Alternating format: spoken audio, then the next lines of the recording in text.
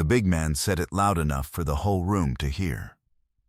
It was March 1962, and the Dusty Fork Saloon sat on the edge of Brackettville, Texas, the kind of town where the nearest traffic light was 40 miles east, and nobody much missed it.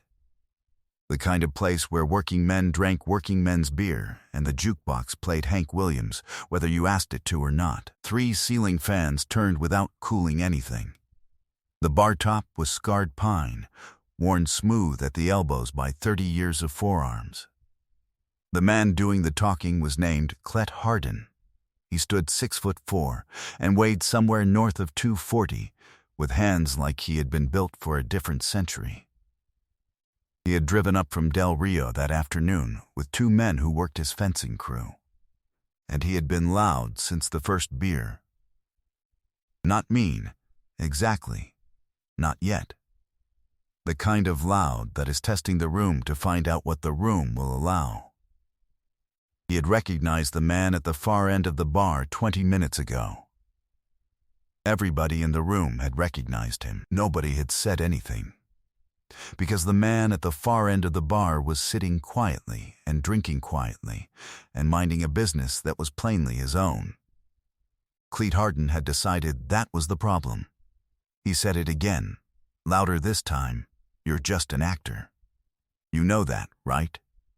You shoot blanks and fall down for the camera and call yourself a cowboy. The man at the end of the bar did not turn around. The room had gone the particular kind of quiet that happens when everyone in it has decided to find something else to look at.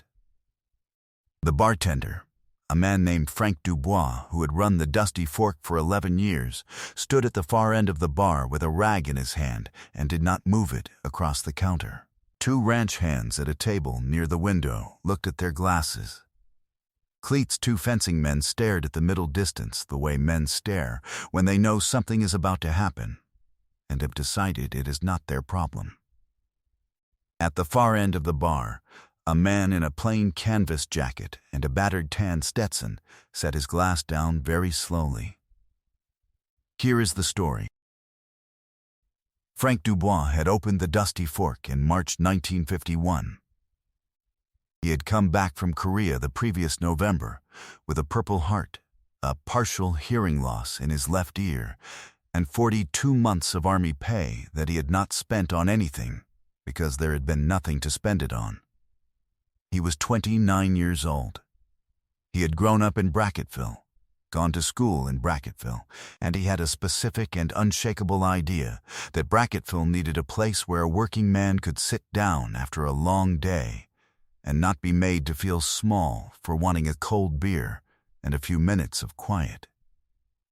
He had built the bar top himself, out of pine planks from a mill in Uvalde. He had installed the jukebox in 1953. He had put in the 3 ceiling fans in the summer of 1955, the summer his wife Loretta got pregnant with their first son, because she had told him a man who ran a hot saloon was going to run it alone. 11 years. Every morning at 10, every night, until 2. He had learned the name of every man who sat on those stools regularly, and the names of most of their children. He knew who was ranching clean and who was borrowing against next season. He knew who needed to be handed a cup of coffee instead of another beer, and he knew how to do it without making a production of it. The Dusty Fork ran on 30-cent beers and the kind of atmosphere that money cannot manufacture. Frank kept the prices where he had set them in 1951, only adjusting twice in 11 years. Once in 1954 and once in 1958, each time by a nickel, each time apologetically. He was not a large man, 5'10", maybe 170. He had a quiet way of moving behind the bar that men with his kind of service always have, efficient, unhurried, aware of everything in the room without appearing to look at any of it. He had noticed Clet Hardin within 4 minutes of the man walking in. There is a particular kind of loud that a barman learns to read the way a sailor reads weather. Not dangerous yet, working toward it. Clet was not drunk. 3 beers in 2 hours, Frank had counted, But he was the kind of man whose sobriety is not much of a comfort, because the disposition doesn't change much with the alcohol content. He was the kind of man who needed a room to know he was in it. Frank had been watching him work toward the man at the end of the bar, the way a man watches a storm come across flat ground. You know what it is. You know where it's going. You stand still and wait to see how bad. Cleet Harden got off his stool. He walked the length of the bar, 12 feet, maybe 15, with the slow, deliberate walk of a man who has done this before and not regretted it. He stopped 2 stools down from the man at the end of the bar and said the thing again. Close now. You ride horses for a movie camera. You knock men down who get paid to fall. That's not a cowboy. That's a costume.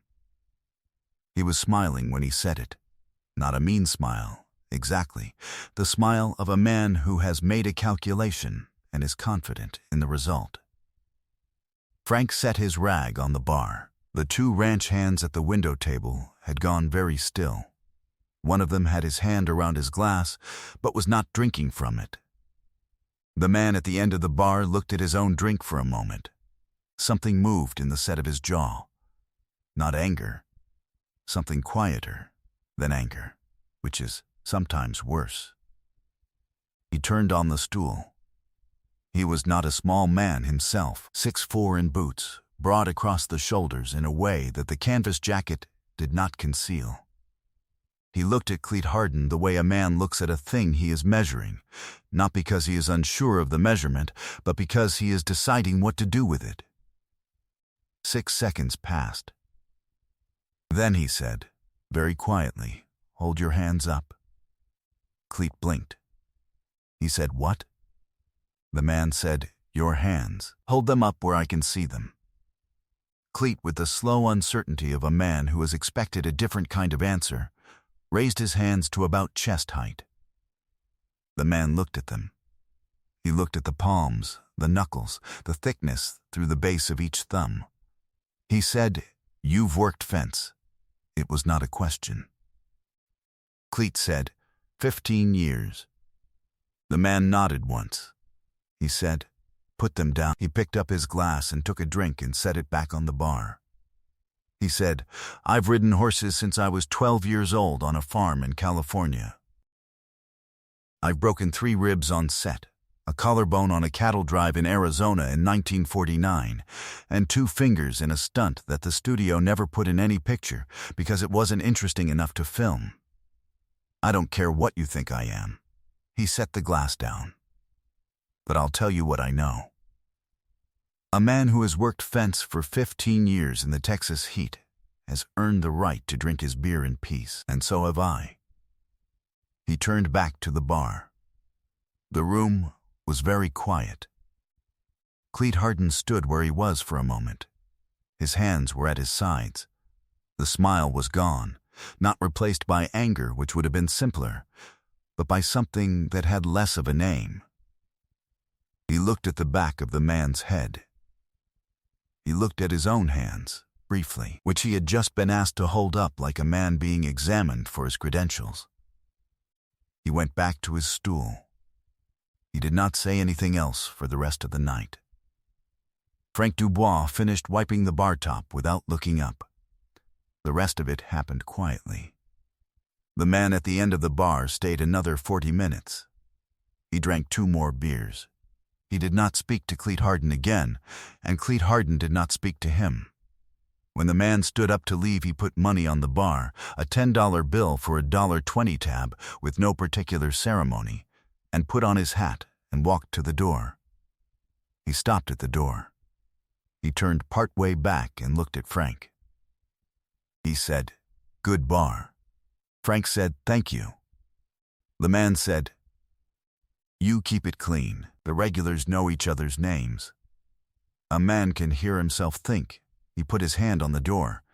That's not nothing. Most men don't know how to build a place like that. Then he was out the door. Frank heard the truck turn over outside, the sound of it pulling onto the highway, and then it was gone. If you've ever known someone who kept something decent going quietly, without asking for recognition, drop a comment.